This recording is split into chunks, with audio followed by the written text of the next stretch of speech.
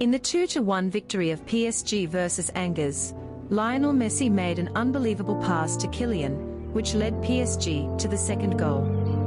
Kyllian was surprised and laughing with Messi after Messi made an amazing assist for him.